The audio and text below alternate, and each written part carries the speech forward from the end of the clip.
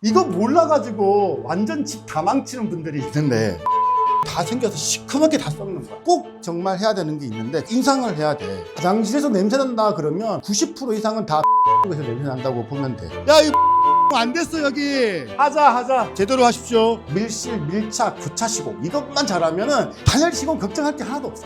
5cm는 더 넓혀질 수 있어. 이거 제거를 하면 사전 설계가 확실하게 중요한 거지. 사전 설계 제대로 못하면은 인테리어는 집 망치는 거야 그냥. 안녕하세요. 오렌지블럭 인테리어 마스터 이코치입니다. 오늘은 성동마을 용인에 있는 현장이고 90평대 아파트 기초공사하고 있는 현장에 왔습니다. 철거공사가 끝나고 확장공사라든가 설비공사, 전기공사는 어떻게 해야 되는지 현장 체크리스트 20가지 오늘 확실하게 뽑아왔습니다. 자, 가볼까요? 90평 집입니다.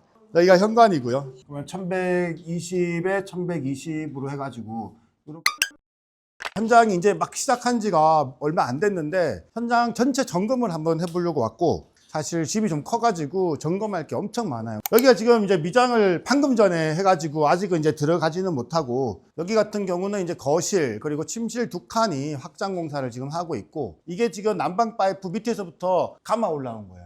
코너에 열교 현상 같은 거 생기면 안 되기 때문에 미리 미장에 묻히는 부분까지 단열 시공을 전부 다 해놓은 거지. 밀실 시공의 기본 코너 작업을 충실하게 해야 된다. 오른쪽에 보면은 미장이 딴 데는 이렇게 일자로 떨어지는데 좀 네, 여기. 튀어나온 데가 있거든요.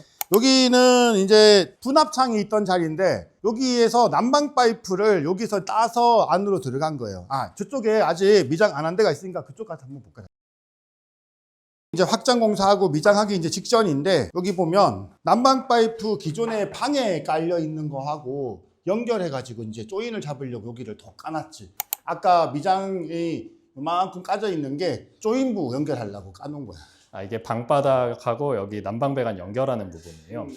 그렇지. 요것도 너무 부분으로 까면 난방 파이프를 이렇게 길게 연결해가지고 일자로 연결이 안 돼. 여기 조금만 까가지고 엘보 그냥 꺾어가지고 쓰는 경우들이 있는데, 그런 시공을 하게 되면 아무래도 이 물이 원활하게 돌기가 좀 어렵겠지. 바로 직각으로 꺾이면은. 그래서 유니온이라는 이런 이온 부속을 써가지고 여기 새로 깔리는 거랑 기존에 있는 거랑 일자로 연결하게끔. 배관을 깔 때도 요 추결청으로 지금 여기 단열재를 집어넣었는데, 단열재에다가 난방 파이프를 고정을 할 때 이 간격을 잘 잡아줘야 돼. 보통 기본적으로 우리가 20cm 간격으로 난방 파이프를 깔거든. 지금 여기 같은 경우는 난방 간격을 지금 맞춰주기 위해서 밑에다가 이렇게 와이어 메쉬라고 하는 철물을 집어넣고 거기다가 간격을 맞춰줬지. 아, 저 십자로 돼 있는 철사 같은 게 와이어예요. 네, 그렇지. 요게 지금 와이어 메쉬. 와이어 메쉬 위에다가 이제 간격을 잡아준 거야. 그리고 미장이 지금 이제 여기까지가 미장이 딱 되거든. 요 위로 뭐 이렇게 맞춰서. 그러니까 미장 여기 되니까 여기 위에만 단열재가 이렇게 남아서 아까 거실에서 보였던 거고, 사실은 이 밑에는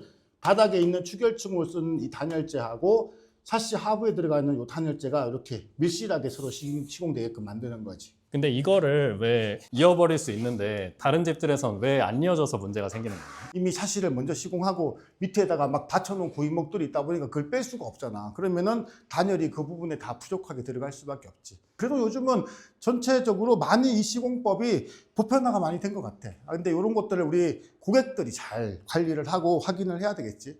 그 이제 확장 공사도 잘 했으니까 벽 단열도 잘 잡아야 되잖아요. 어떻게 처리를 해야 돼요? 30mm에 90mm를 하나 더 붙여가지고 교차 시공을 이제 하는 거지. 그래서 120mm를 여기다 시공을 하게 되면 지금 신축 아파트 에너지 열 관리율에 맞는 그런 단열 시공을 여기다가 할 수가 있는 거야. 간접배기는 PF보드 80mm, 직접배기는 PF보드 120mm. 이게 지금 현재 우리 아파트 지을 때 서울, 경기 지방의 열 관리율 기준이라고 보면 돼. 그래서 밀실, 밀착, 교차 시공 이것만 잘하면은 단열 시공 걱정할 게 하나도 없어.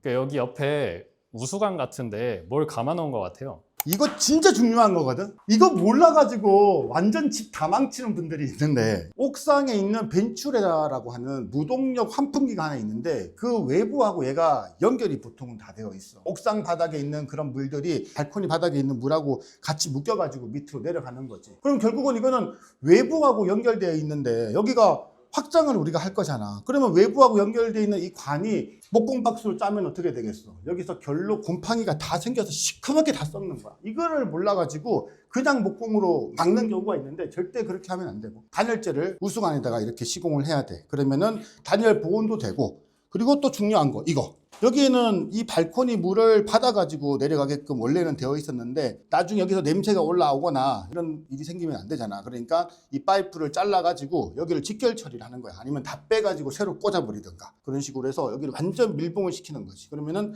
옥상이나 위층에서 내려오는 물들이 우리 집을 거치지 않고 그냥 바로 통과해서 내려가 버리는 거야. 이런 시공을 딱 해놓고 나서 단열 시공 딱 하고 목공 작업 딱 하면 완벽한 시공을 딱 할 수 있는 거지. 근데 옆에 보면은 검은색 점들이 막 박혀 있는데 저건 뭐예요? 이게 뭐냐면은 아파트 지을 때 여기가 외벽면이니까 바깥쪽에 접해 있는 이 내벽 쪽에다가 내단열 단열재를 붙여 놓은 거야. 그 단열재 붙여놨던 이제 본드지. 이게 G2 본드라고 해가지고 스티로폼하고 콘크리트 사이에 붙이는 접착 본드야. 이게 엄청 강해가지고 이만큼 똥을 다 제거한 거야 그나마 지금. 기존 단열재가 붙어 있던 거예요. 그렇지. 기존 단열재가 이 G2 본드로 붙여져 있고 그 위에 또 석고 본드 이용해서 석고 보드가 붙어져 있던 자리야. 그래서 여기에 구멍이 났잖아. 이 구멍이 단열재가 꽂혀 있던 자리지. 근데 두께가 얼마 안 되지. 두께가 이게 한 8cm, 9cm밖에 안 되는데 이 두께 안에 스티로폼 꽂혀 있었고 석고 보드 꽂혀 있었어. 이게 얼마나 얇아. 지금은 PF 보드 가지고 120mm를 시공을 하는데 여기는 지금 비드법 흰색 스티로폼 있어. 그거 놔둔 겁이거든. 그 스티로폼 가지고 여기 60mm밖에 시공이 안 돼 있었던 거야. 그러니까 여기 성능이 지금 우리가 시공하는 성능보다는 열과율로 따지면 3분의 1 정도밖에 안 되는 그런 시공이 여기 원래 돼 있었던 거지. 그러면은 또 철거했을 때 봐야 될 게 어디가 있을까요? 일단 설비 작업이 제일 중요하지. 여기가 안방 화장실. 코치님, 근데 여기 왼쪽에 보이는 벽은 시멘트 벽이고 그 옆에 보이는 벽은 벽돌인데 왜 차이가 나는 거예요? 이거 시멘트라 그러나 이걸 콘크리트라 그러지? 이게 콘크리트 벽이야. 콘크리트 벽체고 이거는 벽돌이지. 벽돌을 왜 여기다 돼 있냐면 여기가 외벽면이거든. 바깥이 지금 완전히 외부야, 외부. 그러다 보니까 단열재가 화장실로 들어가야 돼. 화장실에 단열재를 시공하고 바로 타일을 붙일 수 없으니까 단열재 위에다가 벽돌을 이렇게 시공한 거지. 그리고 나서 타일을 붙여놓은 거야. 지금은 타일을 다 제거를 한 상태고 여기 방수 작업을 이렇게 했어. 근데 방수 작업도 보면은 방수 높이가 여기 어떤 부분은 이 정도 지금 내 허리보다 조금 높게 시공이 돼 있고 이쪽에 봐봐. 좀 높게 지금 시공돼 있지. 거의 내 어깨 정도 높이까지 시공이 돼 있지. 여기 왜 그러냐 하면은 이쪽은 양변기하고 세면대에 있는 공간이고 여기에 샤워가 있던 공간이거든. 샤워가 있는 공간은 아무래도 물이 많이 튀다 보니까 방수 높이가 높아. 그래서 보통은 한 1800 정도 1600에서 1800 정도 보통 방수 높이를 잡아주고 요런데 일반 세면대나 양변기 있는 쪽은 보통은 이제 우리가 내가 허리 높이라고 많이 얘기하는데 한 1000에서 1200 정도 높이로 여기 잡아준다 이렇게 생각하면 돼. 방수를 할 때도 그냥 막 하는 게 아니라 사용 공간에 따라서 방수 높이를 다르게 해줘야 된다. 이게 일단 중요하고 그리고 이런 시멘트 액체 방수라고 하는 이런 방수를 할 때는 이렇게 까맣게 발린 것들 이런 게 있는데 요거는 도막 방수라고 하는 거야. 도막 방수는 탄성이 있어 가지고 여기 시멘트 액체 방수가 나중에 해놓고 나면 시멘트니까 얘가 갈라지고 터지고 이런 현상들이 생기거든. 그래서 이런 코너 부위들 그리고 이런 수전 주위나 배관 주위들 이런 데다가 탄성이 있는 도막 자재 그런 방수 자재를 비노출 아스팔트라고 하는 걸 여기다가 다 발라주는 거야. 그래 놓고 보강을 해 놓은 거지 방수 작업을. 근데 우리는 이걸 무시하고 다시 또 방수를 할 거야. 수성으로 나오는 도막 방수제가 있어. 그거는 금방 빨리 마르거든. 그래서 우리 같은 경우는 수성 도막 방수제를 이 방수를 여기 할 거야. 화장실 설비 공사할 때 꼭 정말 해야 되는 게 있는데 그게 뭐냐면 설비 파이프를 꼭 인상을 해야 돼. 여기에 양변기 자리인데 기존에 있던 슬리브는 이 콘크리트 안에 묻혀 있거든. 근데 이거를 철거하고 나서 이런 식으로 배관 인상을 안 해주고 타일 붙이고 그냥 양변기를 안 치면 양변기하고 기존에 묻혀있던 그 슬리브 사이가 틈이 생기거나 거기에서 냄새, 이물질이 막 나와서 여기 냄새가 엄청나게 양변기에서 나는 경우가 있어. 그래서 그런 것들을 방지하기 위해서라도 슬리브 인상을 꼭 이렇게 해줘야 된다. 이거 진짜 중요해. 절대 놓치지 말고. 아, 그럼 변기에서 냄새 나는 게 그런 현상인 거예요? 화장실에서 냄새 난다 그러면 90% 이상은 다 변기 쪽에서 냄새 난다고 보면 돼.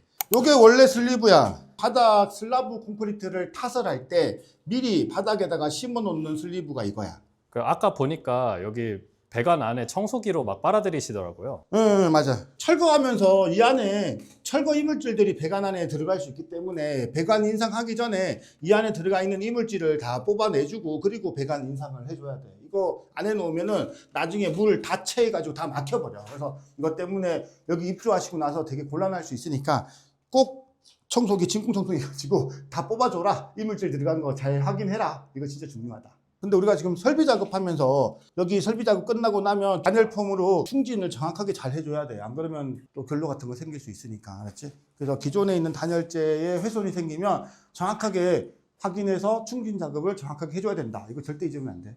알았어? 그리고 요거 하나 지금 보여줄게. 요거 진짜 중요한 건데, 여기가 안방 앞발코니야. 근데 여기에 뭐가 들어갈 거냐 하면 세탁기가 들어갈 거야. 기존에는 세탁기 위치가 여기가 아니었잖아요. 그치. 세탁기가 주방 발코니에 있었지. 주방 발코니에 있는 세탁기를 여기로 옮겨오고 주방 발코니 세탁기 자리는 다른 용도로 쓸 거거든. 그러면 여기에 있으면 바로 안방이나 안방 앞에 옷방도 바로 여기 있으니까 동선도 가까워지니까 훨씬 쓰기가 좋지. 근데 이런 급배수 설비 옮길 때 걱정들이 많잖아요. 어떤 걸 좀 봐야 될까요? 이게 진짜 모르는 분들이 아직도 있는데, 여기 뒤에 보면은 우수관 있지. 우수관도 있고 수도 설비도 있어, 뒤쪽에 보면은. 근데 저기다가 연결을 하거나 저기에 연결해야 된다 뭐 연결하시는 분들이 가끔 있는데, 이거는 절대로 그렇게 하면 안 되고, 여기다가 세탁기를 설치를 하더라도 하수 설비가 지금 화장실 쪽에 있으니까 화장실 쪽에서 안방으로 거쳐가지고 이쪽으로 끌고 들어와야 돼. 그래서 여기에 있는 세탁기는 화장실에 있는 하수 설비하고 냉온수 수전을 끌고 와서 여기다가 설치를 할 거야. 그리고 여기 보면은 표시가 이렇게 지금 돼 있지. 여기 보면은 이렇게 표시가. 이게 배수관 뚫을 위치. 나중에 여기로 이제 배수관들 뚫어가지고 여기 수전들 달 거고, 여기에다가 이제 배수 설비를 하나 할 거야. 코너에다가. 근데 화장실이랑 거리가 좀 되는데 이거 연결했을 때 문제가 없는 거예요? 한 4m 정도밖에 거리가 안 되니까 여기 배관에 대한 깊이를 얼마든지 우리가 구배를 잡을 수가 있어. 여기를 조금 더 팔 거거든. 여기를 한 20cm 정도 파가지고 여기로 지나갈 거야. 단열재, 안쪽은 단열재 같이 들어가야 되고 여기로 좀 들어갈 거거든. 여기에 깊이가 한 12cm 정도 나오는데, 요 정도 깊이가 나오면은 이쪽에 수도 설비 정도는 할 수가 있거든. 배수 정도 잡을 수 있어. 그리고 또 세탁기가 놓이는 그쪽 바닥 같은 경우에는 거기 바닥에 단올림도 해서 바닥을 좀 더 올리기 때문에 나중에 구배 잡기가 좀 더 용이하게끔 만들어놔, 우리가. 여기는 중앙난방이야, 전부 다. 그리고 집이 90평 되니까 이런 분배기가 이 집에 3개가 달려 있어. 오래된 아파트다 보니까 여기도 한 20 몇 년 됐거든. 그러니까 이 분배기 보면은 이 동들이 아무래도 지금 조금씩 이게 물이 좀 새가지고 녹이 쓸고 뭐 이런 흔적들이 좀 있지. 이제 앞으로 10년, 20년 이제 보고 살아야 되니까 요 분배기들도 싹 이제 여기 교체를 할 거야. 그럼 분배기 교체하는 건 비용이 얼마나 들어요? 개별 난방 분배기일 때하고 이런 식으로 중앙 난방 분배기일 때하고 교체하는 비용이 좀 다를 수가 있는데, 개별 난방 분배기는 위치 이동 없이 분배기만 교체하는 거는 뭐 인건비 한 푼하고 한 7, 80만 원 정도면 웬만하면 이제 교체를 하고, 중앙 난방 같은 경우는 부속도 많고 여기 교체해야 될 것들이 좀 더 많아. 중앙 난방에 메인으로 들어오는 옛날 배관들을 보면 전부 이게 돈파이프로 다 들어오거든. 근데 이런 것들을 다시 교체하려면 부속값이나 이런 거 교체 비용이 좀 더 들어. 그래서 이런 것들은 100만 원 이상 들어간다고 봐야 돼. 그 사람들이 많이 걱정하는 게 우리 집 난방배관 바꿔야 되는지 어떻게 아냐. 난방배관을 바꾸어야 된다. 이거는 이걸 보고 알 수 있는 거야. 보통 싱크대 문 열면 그 아래에 보통 많이 있는데 재질이 뭔지 보고 이제 알 수가 있는 거야. 지금 얘 같은 경우는 엑셀 파이프라고 하는 걸로 이렇게 되어 있어서 여기 같은 경우는 바닥 난방을 다 하지 않고 되게 부분 확장들만 지금 하기로 되어 있는 거지. 그런데 이제 이게 동으로 되어 있거나 또는 PPC라고 해서 노란색 배관으로 되어 있으면 보통 교체를 해. 동파이프 같은 경우는 무조건 교체를 해야 되고 PPC도 현장에 따라 가지고 교체를 해야 되는 현장들이 있어.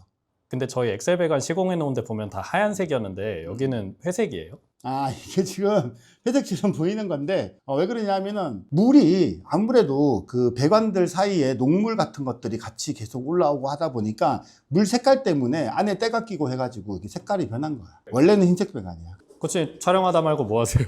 이거 단열재 철거 안 했어, 진짜. 여기도 확장하고 내부가 되니까 이 단열재 필요 없어. 그럼 이건 다 제거하고 벽을 잡아줘야 이만큼 공간을 더 늘릴 수가 있는 거야. 그러면은 우리 방이 5cm는 더 넓혀질 수 있어. 이거 제거를 하면. 그 다음에 중요한 게 이 단열재인데, 이 단열재가 벽에 이렇게 붙을 때 이런 식으로 구멍이 뻥뻥 이렇게 뚫리게끔 붙으면 된다, 안 된다? 안 된다. 여기 지금 단열재들 붙여놓은 거 봐봐. 단열재하고 콘크리트 벽면 사이가 바짝 붙어져 있잖아. 단열 시공의 기본은 밀착 시공 기본이고 밀실 시공 기본이고, 그걸 하기 위해서 또 교차 시공을 한다. 이게 뭐야, 이거 여기 1cm 벌어졌어. 여기 밀착 시공 안 됐어. 여기 하자. 나중에 제대로 시공된 거 확인해.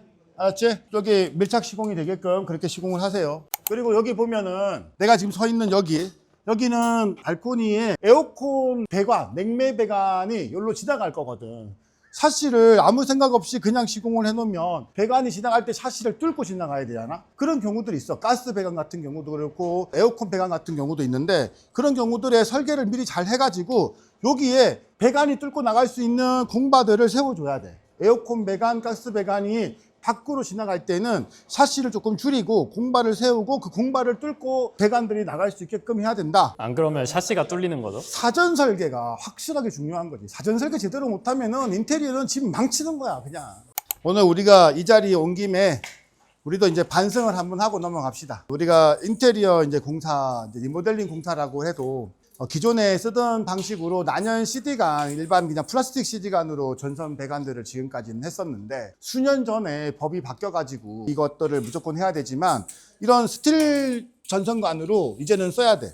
그러니까 이중 천정 안에 들어가는 전선관들, 이런 것들은 이제는 플라스틱 CD관을 쓰면 안 되고 이런 CD관을 이제 쓰게끔 돼 있거든. 화재에 취약하기 때문에 화재 강한 전선관을 이제 쓰게끔 그렇게 법이 바뀌었는데, 이미 몇 년 전에. 이제부터는 우리도 여기 현장하고 지금 같이 지금 시작되는 현장들을 기준으로 해서 이 전선관으로 바꿔서 시공하는 걸로 하겠습니다.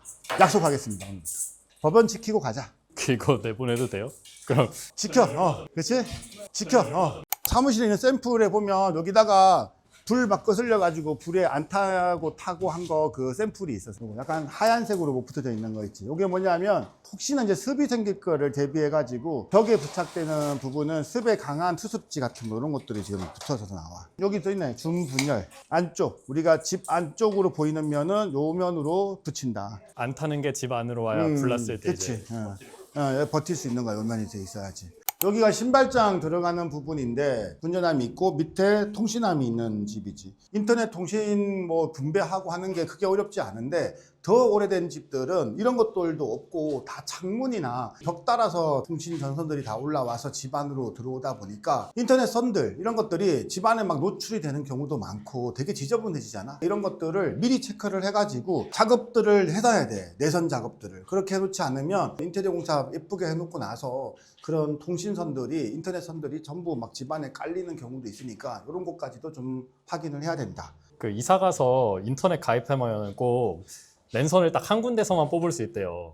그게 저 통신함이 없어서 그런 거. 그렇지. 통신함이 없고 각 방에 내선이 애초에 없는 아파트요. 더 오래된 구축 아파트에서. 그런 데들은 원 인터넷 선이 들어오는 위치가 뭐 작은 방이든 거실이든 어느 한쪽에서만 들어오니까, 들어오는 거기서부터는 그냥 다 실내 노출로 다 가지 않으면은, 내선 작업을 따로 하지 않으면은 어쩔 수 없어. 꼭 구축 아파트들 보면 샷이 뚫고 들어오고 그렇지. 집안에서 막 이리저리 감아놓고 하는 게. 그게 이제 미리 계획 없는 집들은 인터넷 넣으려면은 통신함이라는 게 예전에는 없었으니까 샷이 뚫고 들어올 수밖에 없는 거지. 미장칼 가져와, 미장칼. 코치님이 사고 쳤다. 아니 이게 말랐는지 안 말랐는지 보려고 했는데 하나도 안 말랐다. 야, 잘 나오는 것만 해줘. 자, 됐습니다. 이 정도면. 에이! 잘 나오는 게 없는데. 좀 했었어 예전에는. 지금 하도 내가 칼 안 만져가지고 잘 모르지. 이 정도면 해놔도 될 것 같아.